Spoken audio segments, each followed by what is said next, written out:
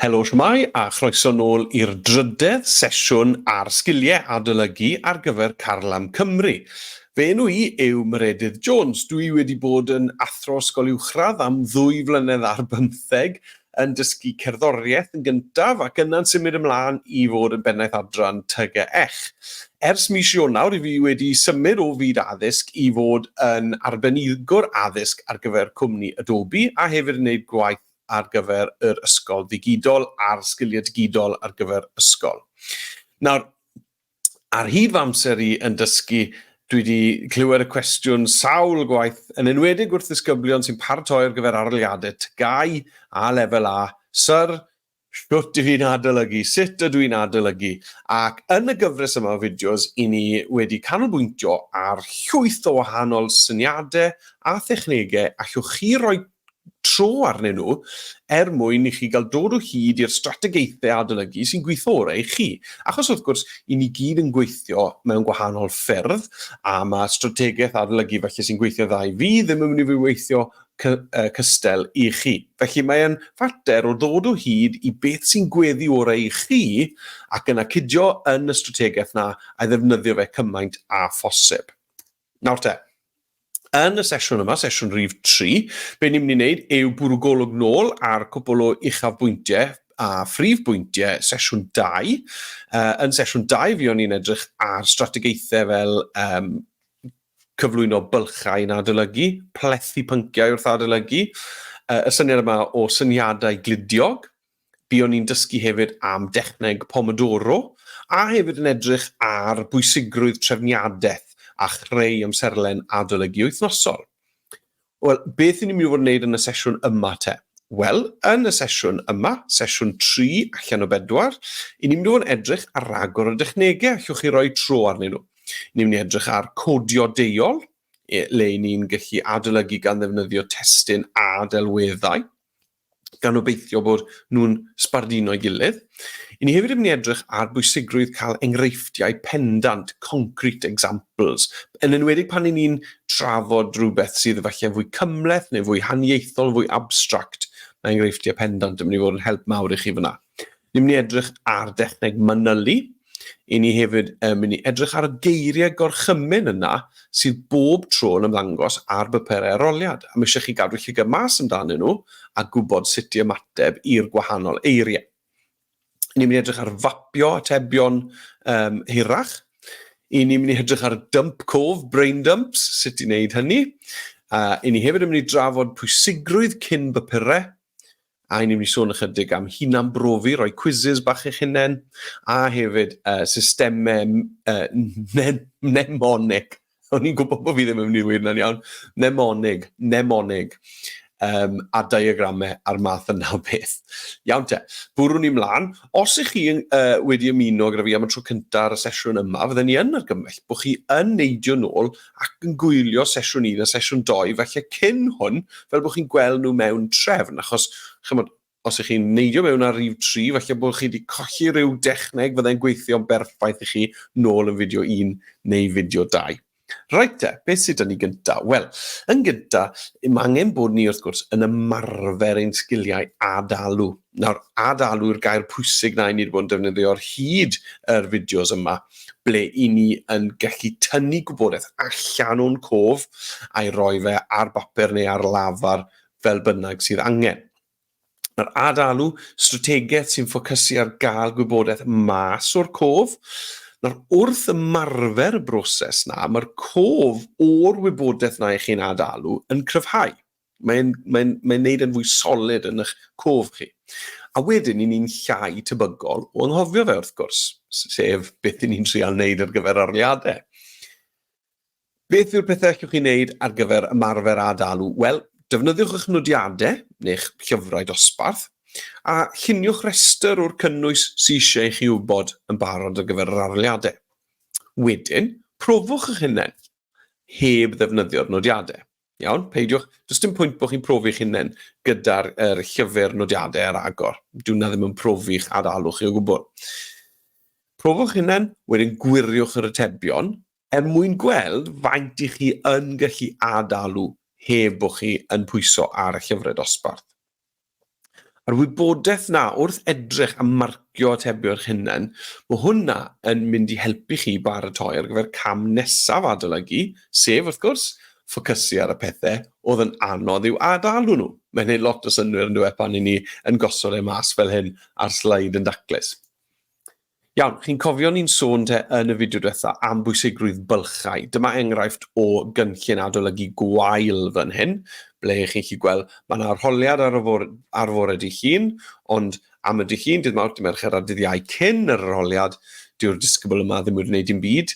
Mae'r disgybl wedi gwneud tamau bach o adolygu ar ddydd Gwener ac yna 2 sesiwn ar ddydd Sadwrn ac yna wedi cyrraedd dydd Sul ac wedi panico'n llwyr a cramo, wedi gorlwytho sesiynau adolygu i gyd i fewn i'r diwrnod cyn yr arholiad. A dyw hwnna ddim yn mynd i fod yn adolygu effeithiol. Beth yn well yw patrwm rhywbeth tebyg i hyn, ble mae'r sesiynau adolygu 30 munud yna yn cael ei gwasgaru'n hafal dros yr wythnos, 2 sesiwn y nos, diwrnod i ffwrdd a ddydd Sadwrn, na neis yn dyfa, dydd Sul wedyn, 2 sesiwn fyr mwyn edrych nôl dros y gwaith adolygu'r wythnos, mwyn cael popeth yn ffres yn barod ar gyfer yr arholiad bore dydd Llun. Plethu, os gofiwch chi nôl yn y sesiwn ddiwetha, yw ble yn hytrach na edrych a gwneud sesiynau dwys ar yr un darn o'ch pwnc chi. Enghraifft, bod chi yn gwneud 3 sesiwn Macbeth ar nos Lun, ac yna 3 sesiwn Inspector Calls ar nos Fawrth. Yn hytrach na wneud hynny, plethu yw bod chi yn gwasgaru'r sesiynau yna ar draws yr wythnos. Achos mae rhoi bylchau rhwng sesiynau Macbeth yn mynd i gryfhau eich adalw chi wrth i chi ddod nôl i'r pwnc yna ar hyd yr wythnos. A hefyd wrth gwrs i chi'n mynd i osgoi gosod rhywbeth yn bell i ffwrdd wrth yr arholiad a felly anghofio'r pethau yna. Felly dyna chi dechnegau plethu wrth adolygu. Nawr, chi'n cofio ni'n trafod y syniadau glidiog, mae hwn yn un dwi'n meddwl sy'n effeithiol iawn. Ewch nôl i'r fideo diwetha, fideo 2, os nad ydych chi wedi gweld e, ble ni'n trafod syniadau glidiog, enghraifft creu cerdiau fflach i adolygu, cwestiynau ar eiriau a thermau allweddol, beth am falle creu podlediad adolygu eich ffrindiau, achos mae'r broses o greu hwnna yn mynd i'ch helpu chi i sicrhau eich gwybodaeth chi. Ymarfer cwestiynau cyn bypyrau, mae hwnna mor bwysig mae'n dod lan drwy'r amser, a mae e'n syml, a mae e'n effeithiol tu hwnt. A gweithio gyda phartner neu grŵp adolygu, ac wrth gwrs yr hen ffrind mapiau meddwl, creu mapiau meddwl, neu siartiau corryn, fel o'n nhw'n arfer cael ei galw. Cofiwch, allwch chi osod post-its dros y tŷ i gyd, rhowch nhw mewn llefydd le pan i chi'n cyrraedd drws y ffridge bod chi'n gorfod ateb cwestiwn neu cofio am rhywbeth, achos pan fydd y geiriau'n adol lan mewn arholiad, byddwch chi'n gallu adalw, achos bod chi wedi bron o bod yn profi'ch hunan dros y tŷ i gyd gyda post-its ar y wal. Techneg Pomodoro. Nawr, yn fras, techneg Pomodoro yw torri'ch adolygu i ddarnau o 25 munud. Ar ôl 25 munud, i chi'n cymryd 5 munud o egwyl. Allwch chi'n neud yna gwmwn o weithiau chi moyn, ond os i chi yn neud 4 darn 25 munud, mae angen i chi gael saib estynedig ar ôl y pedwerydd un bob tro, rhyw 1/4 awr i 1/2 awr o saib ar ôl pob 4 sesiwn. Mae hwn yn dechneg gwych, os ych chi ddim yn siŵr fel i ddechrau adolygu, a i chi'n un o'r rhain sy'n falle meddwl, na i ddechrau fori, beth yn ddechrau nawr, gyda 1 sesiwn 25 munud, a stopio fyna, neu falle mynd mlaen i 2, os ych chi'n teimlo fel ni. Cofiwch bod e'n bwysig bod yn drefnus. Newch restr o'r pethau sy'n angen i chi adolygu. Newch restr o'r is-bynciau o fewn eich bynciau chi sy'n angen i chi wneud yn siŵr bod chi yn talu sylw iddyn nhw. Ar ôl i chi gael y restr, lluniwch amserlen a wneud yn siŵr bod chi'n adolygu ychydig o bob pwnc yn aml ac yn reolaidd. Arbrofwch wedyn gyda'r strategaethau ni wedi bod yn trafod dros y fideos diwetha ac yn y fideo yma. Dewch o hyd i'r bylchau yn eich dealltwriaeth chi, a wedyn wrth gwrs, eich gwaith chi wrth barhau adolygu yw cau y bylchau yna a sicrhau bod eich gwybodaeth chi mor gyflawn a phosib. Iawn te, dyma'r dechneg newydd gyntaf sydd ni te, yn y fideo heddi, sef codio deuol, dual coding. Nawr, codio deuol yw cyfuno deunydd llafar a deunydd gweledol. Nawr, mae sawl dull gweledol o gynrychioli gwybodaeth. Nawr, allech chi fod yn creu ffeithluniau, infographics, allech chi fod yn ffurfio llinellau amser, timelines, allech chi fod yn tynnu llun fel cartŵn neu comic, creu diagramau a threfnyddion graffigol. Trefnyddion graffigol yw pethau fel mapiau meddwl, diagramau fen, siartiau llif, math yna beth. Iawn? Felly, tra bod chi'n adolygu rhywbeth, peidiwch adolygu'r testyn yr ysgrifen yn unig. Tynnwch luniau o ddelweddau, siartiau, diagramau, llinellau amser. Mae hwnna'n mynd i gefnogi eich adolygu chi. Wedyn, wrth bod chi'n defnyddio'ch nodiadau dosbarth, ac ywch chi chwilio am ddelweddau sy'n cyd-fynd gyda'r testyn yna. Rhywbeth allwch chi i ychwanegu at eich nodiadau dosbarth chi sy'n mynd i'ch helpu chi i adalw'r wybodaeth yna. Nawr cofiwch, dyw safon ar arlunio ddim yn bwysig. Os ych chi'n mynd i fod yn creu diagramau, dyw safon ar arlunio ddim yn bwysig o gwbl. Pwrpas codio deuol yw i wella ac i gryfhau eich dealltwriaeth chi wrth gysylltu delwedd, sef ots pa mor dda yw'r ddelwedd, gyda gwybodaeth ysgrifenedig. Yn ola, newch yn siŵr bod y delweddau'n berthnasol.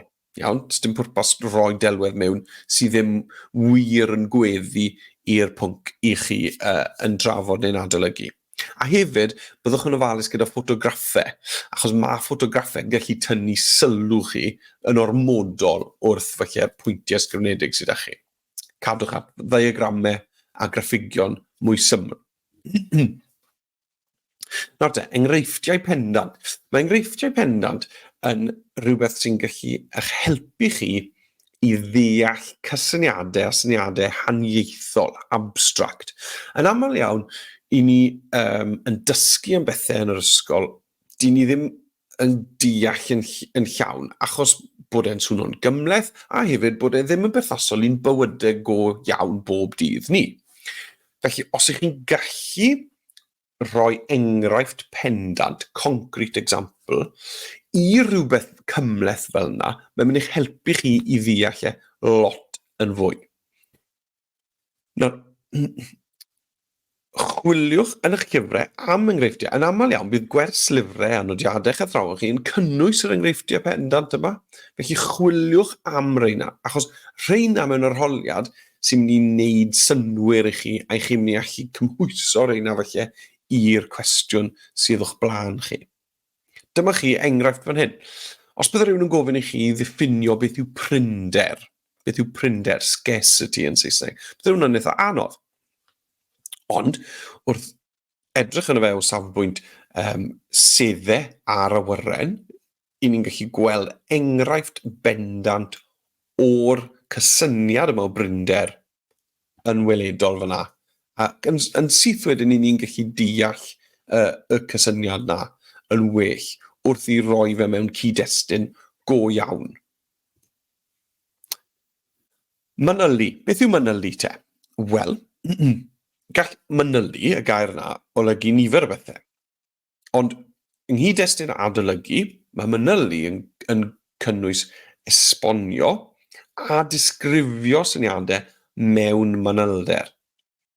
Mae manylu yn helpu i wneud cysylltiadau rhwng y pethau chi'n dysgu.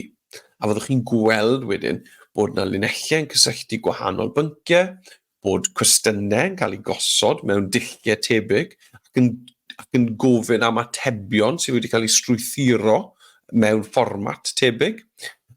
Wrth mynd i fwy o fanylder gyda'ch atebion, i chi yn gallu mynd yn ddyfnach a dangos fwy o ddealltwriaeth yn eich atebion a anelu am y marciau uwch. Ac mae'n ynu feddwl bod chi'n gofyn cwestiynau pellach ac yn cysylltu gwybodaeth newydd i wybodaeth sydd â chi'n barod, i wybodaeth presennol. Holwch eich hunain am destun i'w archwilio. Penderfyniwch ar destun i chi'n moyn archwilio dda fe. A y mwyaf wybodaeth sydd â chi am y testun yna, y cryfa yw eich gallu chi adalw. Os ych chi'n gallu cofio gormod o wybodaeth pan i chi yn adolygu, pan i chi mewn arholiad ac yn teimlo, ti'n bach yn nerfus, byddwch chi falle ddim yn cofio hwnna i gyd, byddwch chi ddim yn gallu adalu'r cyfan na mewn arholiad. Ond os ych chi wedi dysgu a sicrhau bod chi'n gallu adalu gormod tra bod chi'n adolygu, wel, yn arholiad wedyn, falle byddwch chi yn adalu just digon yn fe. Dull arall o fanylu yw cymryd 2 syniad neu 2 dopig, neu 2 bwnc i chi'n astudio, ac edrych sut mae'r 2 beth na naill ai yn debyg neu yn wahanol, a chwilio am y tebygrwyddau a'r gwahaniaethau rhwng y 2 bwnc. Nawr te, yn eich arholiad chi, bydd nifer o'r cwestiynau yn cynnwys geiriau gorchymyn. Tebyg i'r rai sy'n y rhestr, ond mae llwyth mwy na rhain i gael, ond dyma felly rai mwyaf cyffredin. Mae angen bod chi'n gwybod sut mae'r arholwr yn disgwyl i chi i ymateb i'r geiriau gorchymyn yma. Os mae'r cwestiwn yn cynnwys y gair dadansoddwch, wel, be mae hwnna'n golygu yw bod disgwyl i chi edrych yn fanwl, falle, ar y data sydd â chi o'ch blaen chi ar y papur arholiad, a bod rhaid i chi wneud synwyr o hwnna fe. Mae rhaid i chi ddihongli beth sydd o'ch blaen chi a ceisio esbonio fe mewn ffordd eglur. Os oes cwestiwn yn gofyn i chi anodi, os mae'n gweud anodwch rhywbeth, na'r allech chi fod yn gofyn anodi diagram, neu delwedd, neu hyd yn oed darn o destun, hwnna'n meddwl bod eisiau bod chi'n ychwanegu disgrifiadau i'r darn yna o'r dudalen. Nawr, nid labelu yn unig yw hwn. Labelu yw roi gair gyda llinell yn pwyntio at rhywbeth. Anodi yw labelu gyda disgrifiadau, nid labelu gyda geiriau unigol. Os mae'n dweud y gair cyfrifwch, wel, mae angen i chi wneud bach o maths fyna. Mae angen bod yr ateb na yn un rhifyddol. Cyfrifwch, bydd angen bod ateb rhifyddol cywir gyda chi fyna. Os mae'r cwestiwn yn gofyn i chi gymharu, os mae'n dweud i chi gymharu rhywbeth, bydd eisiau bod chi yn edrych ar tebygrwyddau a gwahaniaethau mewn ffordd trefnus, mynd pwynt ar y tro, trwy ty beth yw'r pwnc i chi yn drafod, a'n rhoi, dyma'r pwynt cyntaf, dyma fel mae A yn debyg i B, ond dyma fel mae A yn wahanol i B. Iawn? Cymharu'r ddau, yn dangos beth sy'n debyg, beth sy'n wahanol. Pryn bynnag gewch chi cwestiwn sy'n gofyn i chi ddiffinio rhywbeth, maen nhw yn moyn y disgrifiad mwyaf tebyg i beth sydd â chi yn eich nodiadau dosbarth. Maen nhw'n moyn y disgrifiad cywir i'r term, yn ddelfrydol mor agos i'r cynllun marcio a phosib. Yn aml iawn, bydd cwestiynau sy'n gofyn i chi ddiffinio rhywbeth yn gwestiynau sy'n falle wedi dod lan droion o'r blaen. A mae siawns go dda bod y diffiniad bydd angen i chi roi mewn papur arholiad yn bodoli'n barod mewn cynllun marcio papur arholiad blaenorol. Mae'n dibynnu wrth gwrs pa mor hen yw'r cwrs i chi i ddilyn. Ond yn aml iawn, bydd yna enghreifftiau o y diffiniad yn union fel mae'r arholwr yn disgwyl i weld e. Yn ola te, trafodwch. Os oes angen i chi drafod rhywbeth, beth sy'n angen i chi wneud fan hyn yw edrych ar ddadl o'r ddwy ochr. Mae rhaid i chi edrych o blaid ac yn erbyn. Mae rhaid i chi roi'r ddwy ddadl, yna mae rhaid i chi ddod i gasgliad. Mae rhaid i chi benderfynu beth yw'ch barn chi, gan roi resymau pendant ac enghreifftiau neu dystiolaeth i gefnogi eich barn chi. Nawr, fel ddweud si, mae llawer mwy o eiriau gorchymyn na hyn i gael, felly edrychwch dros eich cyn bapurau. Chwiliwch am y geiriau yna sy'n dweud chi beth i wneud mewn papur arholiad. As os rhaid ymddangos dwi heb drafod, neu chi'n ansicr ohonyn nhw, gofynnwch eich athrawon. Be dwi fod wneud os mae'n dweud hwn? Iawn. Mapio atebion, mae hwn yn un i fi yn fan mawr ohono fe. Nawr, yn y rhan fwyaf o'ch papurau ysgrifenedig chi, fel arfer tuag at diwedd y papur arholiad, fydd yna gwestiwn estynedig. Cwestiwn sy'n werth falle 10% neu fwy o farciau y papur cyfan. Ar gyfer reina, mwyn llwyddo, mae angen I chi fapio eich ateb cyn bwrw ati I ddechrau ysgrifennu fe. Mae eisiau chi I greu'r sgaffaldau a cynllunio sut I chi mynd I fynd ati I ateb y cwestiwn. A dylech chi ymarfer y sgil yma. Dylech chi edrych ar gwestiynau cyn papurau a mapo'r ateb iddo fe. Heb hyd yn oed fynd mlaen I ateb y cwestiwn. A newch hwnna ar gyfer sawl cwestiwn estynedig. Just mapio yr ateb. Beth ddyledd o gynt, beth yw'r adran gyntaf, beth yw'r ail adran, beth yw'r adran olaf.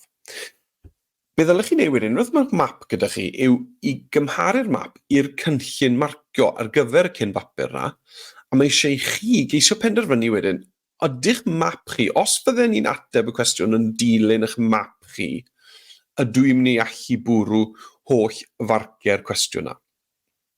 Newch hwn ar gyfer sawl cwestiwn, wedyn, diwyswch un o'r cwestiynau yna a ewch ati I ateb y cwestiwn yn llawn gan ddilyn eich map chi. Peidiwch yn ofn rhoi is-benawdau ar gwestiynau estynedig. Mae rhai pobl yn teimlo bod angen bod yn baragraffau yn unig, ond gallwch chi gael pennawd ar gyfer eich paragraffau, os mae hwnna'n helpu chi I osod eich ateb mas yn fwy trefnus. Ar te, dump cof, brain dumps. Ar gyfer gwneud dump cof, beth sy'n eisiau chi wneud yw dewis un o'r pynciau chi'n adolygu. A just ysgrifennu gymaint I chi'n gallu amdano fe.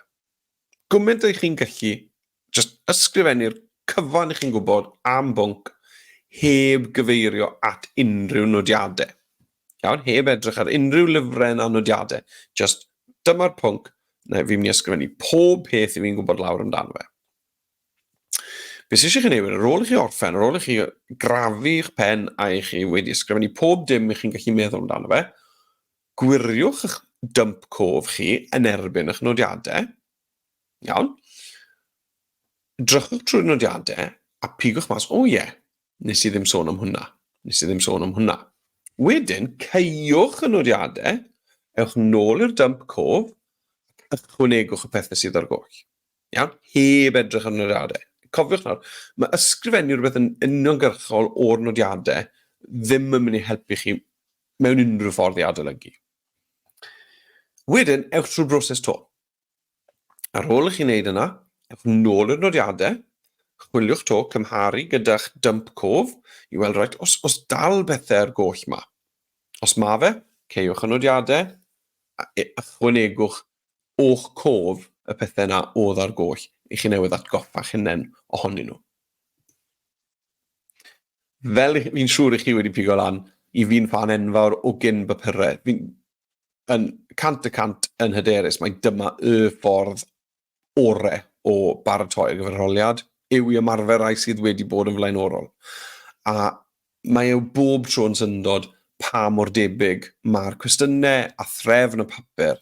A mae rhywbeth neis iawn amdano agor papur arholiad, pan bydd yn arholiad go iawn, agor y papur a mynd, y math yma o gwestiwn. Fi di ymarfer llwyth o rain. Bod chi ddim yn gwybod beth yn union fydd y cwestiynau, bod chi'n gyfarwydd â'i fformat nhw a threfn y papur. Enghraifft, yn yr hen arholiad tygau tyga, oedd y dudalen gyntaf fel arfer yn cynnwys cwestiynau le chi'n gallu ticio blychau, a bydde y dudalen ola bob tro yn cynnwys y cwestiwn estynedig. Chi'n moyn dod yn gyfarwydd a bod chi'n cynefino gyda sut mae'r papur roler yn mynd I fod. Iawn? Felly, ymarferwch cymaint o gyn papurau a gallwch chi. Hefyd, llwch chi greu quizzes eich hunan. Creu quiz, hunan brofi. Llwch chi ysgrifennu set o gwestiynau a hefyd yr atebion ar gyfer y cwestiynau yna a gofyn I rywun i'ch profi chi. Mae'n bwysig bod chi yn ateb y cwestiynau yna ar lafar neu'n sgwennu nhw lawr. Iawn? Peidiwch y syrthio i'r fagl o ddarllen quiz yn dawel yn eich pen. Iawn?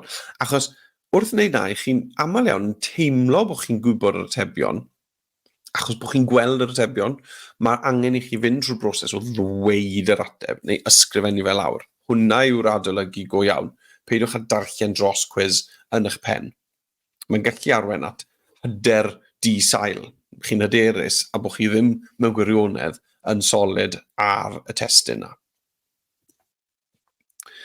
Cymharu. Mae arholiadau yn cynnwys llwyth o gwestiynau cymharu, felly mae eisiau bod chi'n dod yn gyfarwydd gyda llunio restrau sy'n cymharu pethau o fewn eich pynciau chi. Nawr fel arfer, bydde rhain yn cymharu manteision ag anfanteision, neu cymharu tebygrwyddau a gwahaniaethau, pethau sy'n debyg, pethau sy'n wahanol. Felly dewch yn gyfarwydd â'r broses na o gael doi beth, a bod chi'n rhoi manteision ac anfanteision, neu bod chi'n gweud dyma beth sy'n debyg rhwng y ddau, dyma beth yw'r gwahaniaeth rhwng y ddau. Mae'r math yna o gwestiwn, mae'r fformat yna o gwestiwn yn un sy'n dod lan ar draws y cwricwlwm. Diagramau fen. Ni'n siŵr bod chi'n yn gyfarwydd gyda diagramau fen. Maen nhw'n gret mwyn cymharu ac edrych ar wahaniaethau a pethau sydd yn debyg neu nhw. Ni'n gallu gweld gwahaniaethau yn y darnau o'r cylchoedd sydd ddim yn gorgyffwrdd, a wedyn y pethau sydd yn debyg yn y darnau o'r cylchoedd sydd yn gorgyffwrdd. A mae wir yn dod a chymharu yn weledol yn fyw i ni. Dwi'n dwlu ar diagramau fen. Iawn, chi'n gallu defnyddio fe hefyd fel hyn, ble ni'n gallu gweld ar ochr chwith, ar ochr dde, mae'r pethau yna sydd yn wahanol yn gwrthgyferbynnu hynny i gilydd yn uniongyrchol, thick walls, thin walls, no valves, pocket valves. Chi'n gweld? Felly, mae'n gallu bod yn ffordd dda o gael darlun clir yn eich pen o beth sydd yn wir am un peth a beth sydd ddim yn wir am y beth arall.